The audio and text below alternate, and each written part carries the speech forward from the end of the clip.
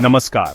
आज हम इतिहास के पन्नों को पलटकर एक ऐसे महान योद्धा की कहानी जानेंगे जिनका नाम सुनते ही हर भारतीय का सीना गर्व से चौड़ा हो जाता है। हम बात कर रहे हैं चौहान वंश के सबसे प्रतापी शासक, दिल्ली के सिंहासन पर बैठने वाले अंतिम हिंदू सम्राट पृथ्वीराज चौहान की। उनका जीवन केवल युद्धों और विजय की गाथा नहीं है, बल्कि यह साहस, स्वाभिमान और अपने देश के प्रति अटूट प्रेम की एक अमर कहानी है। पृथ्वीराज चौहान का नाम वीरता का पर्याय माना जाता है। उन्होंने बहुत ही कम उम्र में अपने कंधों पर एक विशाल साम्राज्य की जिम्मेदारी उठाई और उसे बड़ी कुशलता से निभाया। उनका शासनकाल भारतीय इतिहास का एक ऐसा दौर था जब देश बाहरी आक्रमणकारियों की बुरी नजर का सामना कर रहा था। पृथ्वीराज चौहान सिर्फ एक राजा नहीं थे, बल्कि वे एक ऐसे नायक थे जिन्होंने अपनी प्रजा के दिलों में एक खास जगह बनाई थी। उनकी बहादुरी के किस्से आज भी राजस्थान के लोकगीतों और कहानियों में जिंदा हैं। वे जितने कुशल योद्धा थे, उतने ही न्यायप्रिय शासक भी थे। उनकी कहानी हमें सिखाती है कि सच्चा नायक वही होता है जो मुश्किल से मुश्किल समय में भी अपने सिद्धांतों पर अडिग रहता है और अपनी मातृभूमि की रक्षा के लिए अपना सब कुछ न्योछावर करने को तैयार रहता है। उनका जीवन एक जलते हुए दीपक की तरह था, जिसने सदियों तक आने वाली पीढ़ियों को रास्ता दिखाया और हमेशा प्रेरित करता रहा। आइए आज हम इस महान वीर की अद्भुत जीवन यात्रा को और करीब से जानते हैं। ये कहानी उस समय की है जब भारत छोटे छोटे राज्यों में बंटा हुआ था और एकता की बहुत कमी थी। ऐसे समय में पृथ्वीराज चौहान एक ऐसी शक्ति के रूप में उभरे जिसने न केवल अपने राज्य का विस्तार किया, बल्कि विदेशी आक्रमणकारियों को भी कड़ी चुनौती दी। उनका नाम सुनकर दुश्मनों के दिल दहल जाते थे। उनकी तलवार में जितनी धार थी, उनके दिल में अपनी प्रजा के लिए उतनी ही ममता थी। वे एक ऐसे राजा थे जो अपनी प्रजा के सुख दुख को अपना समझते थे और उनके न्याय के लिए हमेशा खड़े रहते थे। उनका जीवन हमें यह बताता है कि असली ताकत केवल हथियारों में नहीं, बल्कि मजबूत इरादों और ऊंचे आदर्शों में होती है। आज जब हम 2025 में उनकी कहानी को याद कर रहे हैं, तो यह और भी महत्वपूर्ण हो जाता है। उनकी कहानी हमें याद दिलाती है कि देश प्रेम और एकता का क्या महत्व है। पृथ्वीराज चौहान का जीवन हमें यह सिखाता है कि जब हम एकजुट होकर चुनौतियों का सामना करते हैं, तो कोई भी मुश्किल बड़ी नहीं होती। उनकी वीरता की गाथा आज भी युवाओं के लिए प्रेरणा का एक बहुत बड़ा स्रोत है। यह हमें सिखाती है कि हमें अपने इतिहास पर गर्व करना चाहिए और अपने पूर्वजों के बलिदान को कभी नहीं भूलना चाहिए। चलिए इस महान योद्धा के जीवन के हर पहलू को समझने की कोशिश करते हैं और उनसे प्रेरणा लेते हैं। पृथ्वीराज चौहान का जन्म 1166 ईस्वी में अजमेर के चौहान शासक राजा सोमेश्वर और रानी कर्पूरी देवी के घर हुआ था। उनका जन्म स्थान गुजरात माना जाता है, जहां उनके पिता राजा सोमेश्वर अपने रिश्तेदारों के यहां रहते थे। उनके जन्म से पूरे राज्य में खुशियों की लहर दौड़ गई थी, क्योंकि ज्योतिषियों ने भविष्यवाणी की थी कि यह बालक बड़ा होकर एक महान सम्राट बनेगा और चौहान वंश का नाम रोशन करेगा। उनके माता पिता ने उनका पालन पोषण बड़े ही लाड प्यार और संस्कारों के साथ किया। उनकी मां रानी कर्पूरी देवी एक बहुत ही बुद्धिमान और साहसी महिला थीं, जिन्होंने पृथ्वीराज के शुरुआती जीवन पर गहरा प्रभाव डाला। उन्होंने ही पृथ्वीराज को शासन और राजनीति की पहली सीख दी। बचपन से ही पृथ्वीराज में एक असाधारण योद्धा के गुण दिखने लगे थे। वे दूसरे बच्चों से बिल्कुल अलग थे। जहां दूसरे बच्चे खिलौनों से खेलते थे, वहीं पृथ्वीराज को तलवारबाजी और घुड़सवारी का शौक था। उनके पिता राजा सोमेश्वर अक्सर उन्हें अपने साथ दरबार में ले जाते थे, जहां वे राज्य के मामलों को बहुत ध्यान से सुनते और समझते थे। उनके अंदर सीखने की एक अद्भुत ललक थी। वे हर चीज को बहुत जल्दी सीख लेते थे। उनकी तेज बुद्धि और निडर स्वभाव को देखकर हर कोई हैरान रह जाता था। यह स्पष्ट था कि यह बालक भविष्य में कुछ बहुत बड़ा करने के लिए ही जन्मा है। बचपन के ये दिन उनके भविष्य की मजबूत नींव रख रहे थे। उनके बचपन की एक प्रसिद्ध कहानी है कि उन्होंने बिना किसी हथियार के एक शेर को मार गिराया था। यह घटना उनकी असीम बहादुरी और ताकत का प्रमाण थी।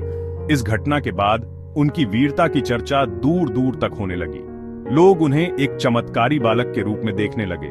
उनके पिता को अपने पुत्र पर बहुत गर्व था। उन्होंने पृथ्वीराज की शिक्षा दीक्षा का बहुत अच्छा प्रबंध किया, ताकि वे हर क्षेत्र में निपुण हो सकें। उनके बचपन के दोस्त चंदबरदाई, जो बाद में उनके राजकवि और सबसे करीबी मित्र बने, हमेशा उनके साथ रहते थे। दोनों की दोस्ती की मिसालें आज भी दी जाती हैं। छोटी उम्र में ही उनके पिता राजा सोमेश्वर की एक युद्ध में मृत्यु हो गई। यह पृथ्वीराज और पूरे राज्य के लिए एक बहुत बड़ा झटका था। उस समय उनकी उम्र केवल 11 वर्ष थी। इतनी कम उम्र में ही उनके कंधों पर अजमेर के विशाल साम्राज्य की जिम्मेदारी आ गई। उनकी मां रानी कर्पूरी देवी ने इस मुश्किल समय में एक संरक्षिका के रूप में राज्य का कार्यभार संभाला और पृथ्वीराज का मार्गदर्शन किया। उन्होंने यह सुनिश्चित किया कि पृथ्वीराज एक योग्य शासक बनने के लिए पूरी तरह से तैयार हों। इस कठिन समय ने पृथ्वीराज को समय से पहले ही परिपक्व और जिम्मेदार बना दिया था। पृथ्वीराज चौहान की शिक्षा बहुत ही व्यापक थी। उन्हें केवल किताबी ज्ञान ही नहीं बल्कि व्यावहारिक ज्ञान भी दिया गया। उनके गुरुओं ने उन्हें वेद, पुराण, गणित, इतिहास और राजनीति शास्त्र की गहरी शिक्षा दी। लेकिन उनकी असली रुचि तो युद्ध कला में थी। उन्होंने बहुत ही कम उम्र में तलवारबाजी, तीरंदाजी, घुड़सवारी और भाला चलाने में महारत हासिल कर ली थी। कहा जाता है कि वे शब्द भेदी बाण चलाने की कला जानते थे, यानी वे केवल आवाज सुनकर बिना देखे ही अपने लक्ष्य को भेद सकते थे। यह एक ऐसी कला थी जो उस समय के बहुत कम योद्धाओं को आती थी। उनकी इस अद्भुत क्षमता ने उन्हें अपने समकालीन राजकुमारों में सबसे श्रेष्ठ बना दिया था। उनकी युवावस्था साहस और पराक्रम की कहानियों से भरी हुई है। जैसे जैसे वे बड़े हो रहे थे, उनकी ख्याति चारों दिशाओं में फैल रही थी। उन्होंने कई छोटे छोटे युद्धों में हिस्सा लिया और हमेशा विजय प्राप्त की। उनकी युद्ध रणनीति बनाने की क्षमता अद्भुत थी। वे बहुत तेजी से सोचते थे और युद्ध के मैदान में पलक झपकते ही सही निर्णय ले लेते थे। उनकी सेना अपने युवा राजकुमार से बहुत प्रेरित थी और उनके एक आदेश पर अपनी जान देने को तैयार रहती थी। उन्होंने अपनी सेना को बहुत अच्छी तरह से संगठित किया और उन्हें आधुनिक हथियारों से लैस किया। उनकी सैन्य प्रतिभा देखकर बड़े बड़े सेनापति भी हैरान रह जाते थे। उनकी मां रानी कर्पूरी देवी ने उनके राजनीतिक गुरु की भूमिका निभाई। उन्होंने पृथ्वीराज को सिखाया कि एक राजा का पहला कर्तव्य अपनी प्रजा की रक्षा करना और उनके साथ न्याय करना होता है। उन्होंने पृथ्वीराज को कूटनीति और शासन चलाने की बारीकियां सिखाईं। अपनी मां के मार्गदर्शन में पृथ्वीराज ने बहुत जल्दी ही राजकाज के काम को समझ लिया। उन्होंने अपने मंत्रियों और सलाहकारों की एक योग्य टीम बनाई जो हर फैसले में उनकी मदद करती थी। उन्होंने यह सुनिश्चित किया कि उनके राज्य में कोई भी व्यक्ति दुखी या परेशान न हो। उनका यही गुण उन्हें एक महान शासक बनाता था।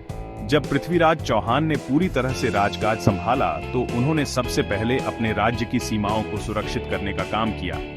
उन्होंने उन सभी विद्रोही सामंतों को हराया जो राज्य में अशांति फैला रहे थे। उनकी तेजी और निर्णायक कार्रवाई ने सभी दुश्मनों के दिलों में डर पैदा कर दिया। उन्होंने अपने आसपास के कई छोटे राज्यों को जीतकर अपने साम्राज्य में मिला लिया। उनकी विजय यात्रा शुरू हो चुकी थी और उन्होंने जल्द ही खुद को उत्तर भारत के सबसे शक्तिशाली शासकों में से एक के रूप में स्थापित कर लिया। उनकी युवावस्था का हर दिन उनकी आने वाली महानता की कहानी कह रहा था।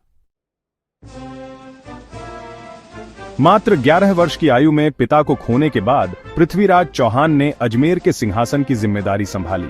शुरुआती वर्षों में उनकी मां रानी कर्पूरी देवी ने उनकी संरक्षिका के रूप में शासन चलाया, लेकिन जल्द ही पृथ्वीराज ने अपनी योग्यता साबित कर दी और राज्य की पूरी बागडोर अपने हाथों में ले ली। सिंहासन पर बैठते ही उन्होंने सबसे पहले राज्य की आंतरिक व्यवस्था को मजबूत किया। उन्होंने भ्रष्ट अधिकारियों को हटाया और योग्य लोगों को महत्वपूर्ण पदों पर नियुक्त किया। उन्होंने यह सुनिश्चित किया कि राज्य में कानून का शासन हो और हर किसी को न्याय मिले। उनकी प्रशासनिक सुधारों ने राज्य में शांति और समृद्धि का माहौल बनाया, जिससे प्रजा का उन पर विश्वास और भी बढ़ गया। उनके शासनकाल की शुरुआत कई सैन्य अभियानों से हुई। सबसे पहले उन्होंने अपने चाचा नागार्जुन के विद्रोह को कुचला, जो अजमेर के सिंहासन पर अपना अधिकार जताना चाहता था। पृथ्वीराज ने एक छोटी लेकिन कुशल सेना के साथ नागार्जुन पर हमला किया और उसे बुरी तरह पराजित किया। इस जीत ने एक युवा शासक के रूप में उनकी प्रतिष्ठा को और भी मजबूत कर दिया। इसके बाद उन्होंने भादानकों पर विजय प्राप्त की, जो एक शक्तिशाली समुदाय था और अक्सर चौहान साम्राज्य के लिए खतरा पैदा करता था। पृथ्वीराज ने अपनी सैन्य रणनीति से उन्हें हराया और उनके क्षेत्रों को अपने राज्य में मिला लिया। यह उनकी एक बड़ी रणनीतिक जीत थी। उनकी सबसे प्रसिद्ध प्रारंभिक विजयों में से एक महोबा के चंदेलों के खिलाफ थी। चंदेल शासक परमार्दिदेव यानी राजा परमाल के साथ उनका युद्ध बहुत भयंकर हुआ था। इस युद्ध के पीछे कई कहानियां हैं, लेकिन इसका परिणाम यह हुआ कि पृथ्वीराज ने चंदेलों को हरा दिया। इसी युद्ध में प्रसिद्ध योद्धा आल्हा और ऊदल ने चंदेलों की ओर से लड़ते हुए अपनी जान दे दी थी। इस जीत ने पृथ्वीराज चौहान को पूरे उत्तर भारत में एक अजेय योद्धा के रूप में स्थापित कर दिया। उनकी शक्ति और प्रभाव से कन्नौज के राजा जयचंद जैसे शक्तिशाली शासक भी चिंतित होने लगे, जो बाद में उनके सबसे बड़े प्रतिद्वंद्वी बने। इन विजयों के अलावा पृथ्वीराज ने गुजरात के चालुक्य शासक भीमदेव द्वितीय को भी हराया। दोनों राज्यों के बीच पुरानी दुश्मनी थी, लेकिन पृथ्वीराज ने अपनी बहादुरी से इस संघर्ष में भी जीत हासिल की। इन सभी जीतों के माध्यम से उन्होंने अपने साम्राज्य का विस्तार दिल्ली से लेकर अजमेर और उसके आसपास के एक बड़े क्षेत्र तक कर लिया था। वे अब न केवल अजमेर के राजा थे, बल्कि दिल्ली के सिंहासन के रक्षक भी बन गए थे, जो उन्हें उनके नाना अनंगपाल तोमर से विरासत में मिला था। उनकी प्रारंभिक विजयों ने उस मंच को तैयार किया जहां उन्हें इतिहास की सबसे बड़ी चुनौतियों में से एक का सामना करना था, मोहम्मद गौरी का आक्रमण।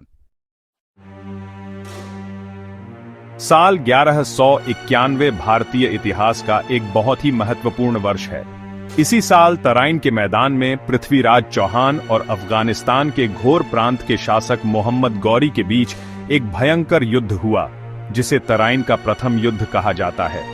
मोहम्मद गौरी एक बहुत ही महत्वाकांक्षी शासक था और उसकी नजर भारत की धन संपदा पर थी। वह पंजाब के कई हिस्सों पर कब्जा कर चुका था और अब उसकी सेना दिल्ली की ओर बढ़ रही थी। जब पृथ्वीराज चौहान को यह खबर मिली तो उन्होंने गौरी को रोकने के लिए अपनी पूरी ताकत के साथ तैयारी शुरू कर दी। उन्होंने भारत के अन्य राजपूत राजाओं से भी मदद मांगी और एक विशाल सेना इकट्ठा की। तराइन का मैदान, जो आज के हरियाणा में स्थित है, दोनों सेनाओं के लिए युद्ध का मैदान बना। मोहम्मद गौरी की सेना अपने तुर्की घुड़सवारों और तेज गति के हमलों के लिए जानी जाती थी, जबकि पृथ्वीराज चौहान की सेना में हाथियों और शक्तिशाली राजपूत योद्धाओं की भरमार थी। युद्ध की शुरुआत बहुत ही भयंकर थी।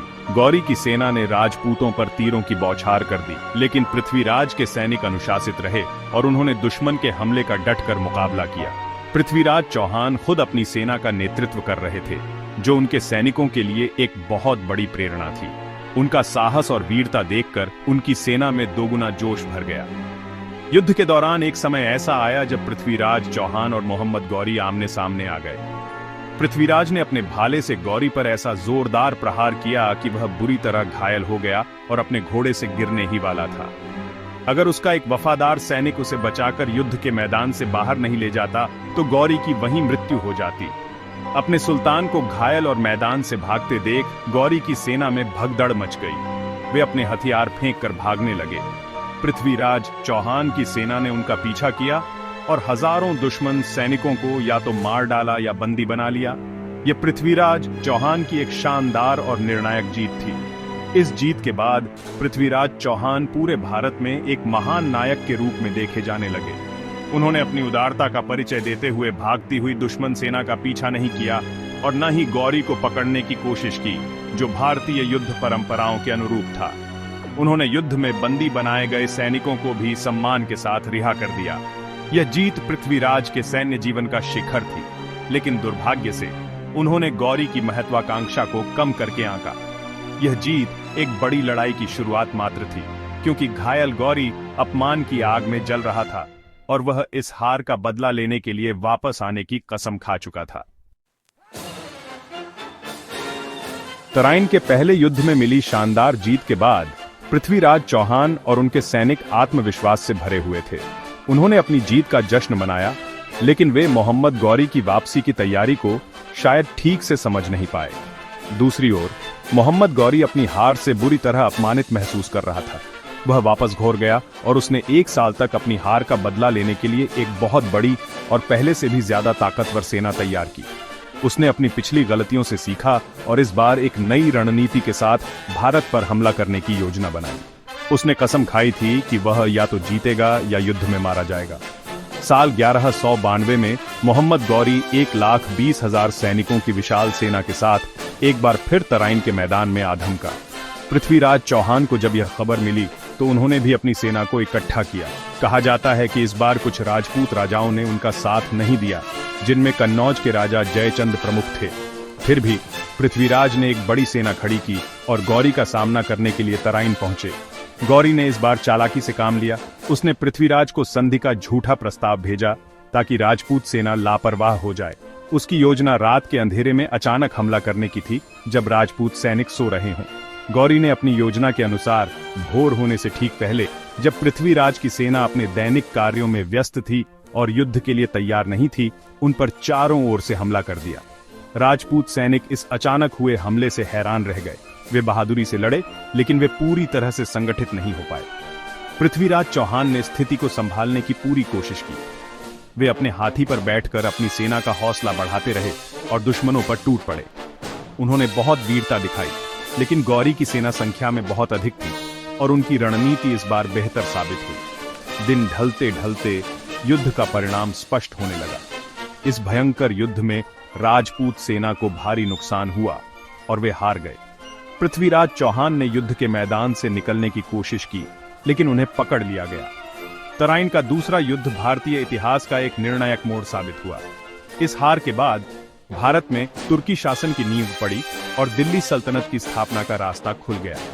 यह हार केवल एक राजा की हार नहीं थी, बल्कि यह भारत के भविष्य पर एक गहरा असर डालने वाली घटना थी। पृथ्वीराज की हार के पीछे कई कारण बताए जाते हैं, जैसे कि गौरी को कम आंकना, राजपूत राजाओं में एकता की कमी और गौरी की कपटपूर्ण युद्ध नीति। पृथ्वीराज चौहान केवल एक बहादुर योद्धा ही नहीं थे, बल्कि वे एक बहुत ही कुशल शासक और दयालु राजा भी थे। उन्होंने अपनी प्रजा की भलाई को हमेशा सबसे ऊपर रखा। उनके शासनकाल में अजमेर और दिल्ली कला, साहित्य और संस्कृति के महत्वपूर्ण केंद्र बन गए थे। वे विद्वानों और कलाकारों का बहुत सम्मान करते थे। उनके दरबार में कई प्रसिद्ध कवि, लेखक और ज्ञानी लोग रहते थे, जिनमें सबसे प्रमुख उनके मित्र और राजकवि चंदबरदाई थे। चंदबरदाई ने ही प्रसिद्ध महाकाव्य पृथ्वीराज रासो की रचना की, जिसमें उन्होंने पृथ्वीराज चौहान के जीवन और उनकी वीरता का बहुत ही सुंदर वर्णन किया है। एक शासक के रूप में पृथ्वीराज न्याय के प्रति बहुत सजग थे। वे यह सुनिश्चित करते थे कि उनके राज्य में किसी के साथ भी अन्याय न हो। वे अक्सर भेष बदलकर अपने राज्य में घूमते थे, ताकि वे अपनी प्रजा की असली स्थिति को जान सकें। उनकी न्यायप्रियता के किस्से दूर दूर तक मशहूर थे।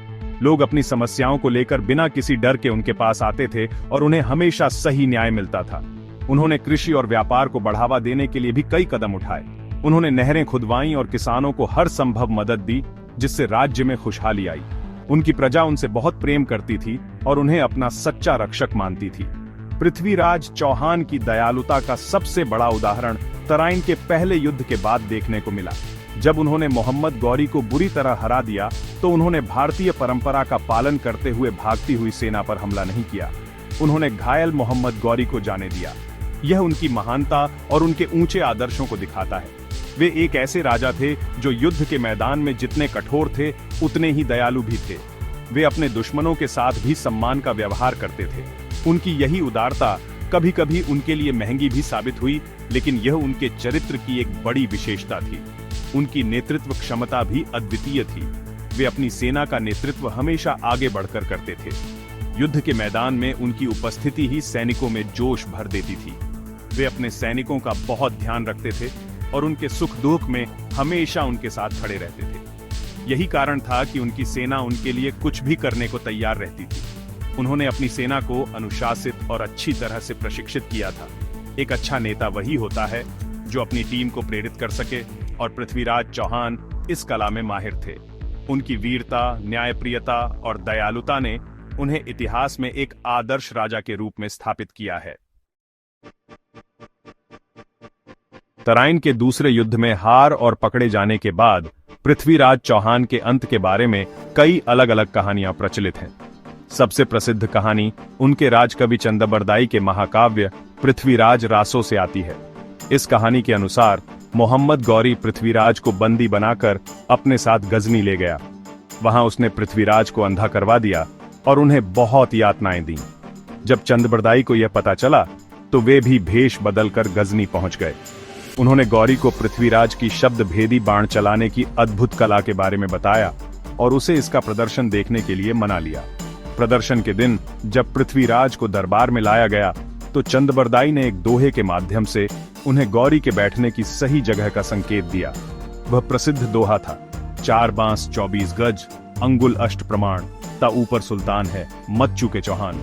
इस संकेत को समझकर अंधे पृथ्वीराज ने अपनी पूरी ताकत से आवाज की दिशा में तीर चलाया, जो सीधे जाकर मोहम्मद गौरी के सीने में लगा और उसकी वहीं मृत्यु हो गई। इसके बाद दुश्मन के हाथों अपमानित होने से बचने के लिए पृथ्वीराज और चंदबरदाई ने एक दूसरे को कटार मारकर अपने जीवन का अंत कर लिया। यह कहानी उनकी वीरता और स्वाभिमान का प्रतीक है, भले ही इतिहासकार इसे पूरी तरह सच न मानते हों। चाहे उनका अंत किसी भी तरह से हुआ हो, पृथ्वीराज चौहान अपने पीछे एक बहुत बड़ी विरासत छोड़ गए। वे भारत के अंतिम महान हिंदू सम्राट थे, जिन्होंने विदेशी आक्रमणकारियों का पूरी बहादुरी से सामना किया। उनकी हार के बाद भारत का राजनीतिक परिदृश्य हमेशा के लिए बदल गया, लेकिन उनकी वीरता की कहानी कभी नहीं भूली गई। वे पीढ़ियों तक भारतीय युवाओं के लिए साहस, देशभक्ति और स्वाभिमान का प्रतीक बने रहे। उनका नाम आज भी बड़े सम्मान के साथ लिया जाता है। राजस्थान के लोकगीतों और कथाओं में वे आज भी जिंदा हैं, एक ऐसे नायक के रूप में जिसने अपनी मातृभूमि के लिए अपना जीवन बलिदान कर दिया। उनकी विरासत हमें सिखाती है कि एकता में कितनी शक्ति होती है। यदि उस समय भारत के सभी राजपूत राजा एकजुट होकर बाहरी खतरे का सामना करते, तो शायद इतिहास कुछ और होता। उनकी कहानी हमें अपनी गलतियों से सीखने और हमेशा सतर्क रहने की भी प्रेरणा देती है। पृथ्वीराज चौहान का जीवन हमें यह याद दिलाता है कि हार और जीत जीवन का हिस्सा है, लेकिन महत्वपूर्ण यह है कि हम कितनी बहादुरी और सम्मान के साथ लड़ते हैं। उनका बलिदान व्यर्थ नहीं गया। यह आज भी हमें अपने देश और अपने धर्म की रक्षा के लिए प्रेरित करता है। पृथ्वीराज चौहान का जीवन एक महाकाव्य की तरह है, जिसमें साहस, प्रेम, धोखा, वीरता और बलिदान सब कुछ शामिल है। वह सिर्फ एक ऐतिहासिक चरित्र नहीं है, बल्कि वे एक विचार हैं, एक प्रेरणा है। उनकी कहानी हमें बताती है कि उम्र कभी भी महानता के रास्ते में बाधा नहीं बनती। उन्होंने बहुत ही कम उम्र में जो जिम्मेदारियां उठाईं और जो सफलताएं हासिल कीं, वह आज के युवाओं के लिए एक बहुत बड़ा सबक है। उनकी कहानी हमें सिखाती है कि हमें अपने लक्ष्यों के प्रति पूरी तरह से समर्पित रहना चाहिए और किसी भी चुनौती से घबराना नहीं चाहिए। सावधान, हमें अपने दुश्मनों को कभी कमजोर नहीं समझना चाहिए। उनकी कहानी से मिलने वाली सबसे बड़ी सीख एकता का महत्व है। उस समय राजपूत राजाओं के बीच आपसी मतभेद और ईर्ष्या ने देश को कमजोर कर दिया, जिसका फायदा विदेशी आक्रमणकारियों ने उठाया। यह हमें याद दिलाता है कि जब हम आपस में लड़ते हैं तो बाहरी शक्तियां हम पर हावी हो जाती हैं। आज के समय में भी यह सीख उतनी ही प्रासंगिक है। देश की प्रगति और सुरक्षा के लिए हमें अपने छोटे मोटे मतभेदों को भुलाकर एक साथ खड़े होना चाहिए। पृथ्वीराज चौहान का जीवन हमें राष्ट्र को सबसे ऊपर रखने की शिक्षा देता है। पृथ्वीराज चौहान की वीरता और उनका स्वाभिमान हमें हमेशा प्रेरित करता रहेगा। उन्होंने जिस तरह अपनी अंतिम सांस तक अपनी मातृभूमि के सम्मान के लिए संघर्ष किया, वह हमें सिखाता है कि हमें अपने मूल्यों और सिद्धांतों पर हमेशा अडिग रहना चाहिए। जीवन में मुश्किलें आएंगी, असफलताएं भी मिलेंगी, लेकिन हमें कभी हार नहीं माननी चाहिए। हमें पृथ्वीराज की तरह साहस के साथ हर स्थिति का सामना करना चाहिए। उनकी कहानी हमें यह भी याद दिलाती है कि हमें अपने गौरवशाली इतिहास को कभी नहीं भूलना चाहिए और उससे प्रेरणा लेकर अपने भविष्य को बेहतर बनाना चाहिए। अंत में, पृथ्वीराज चौहान सिर्फ एक राजा नहीं थे, वे भारतीय शौर्य और पराक्रम के एक अमर प्रतीक हैं। उनकी कहानी हमें यह संदेश देती है कि जब तक हम अपने इतिहास के नायकों को याद रखेंगे, तब तक हमारे अंदर देशभक्ति और साहस की ज्वाला जलती रहेगी।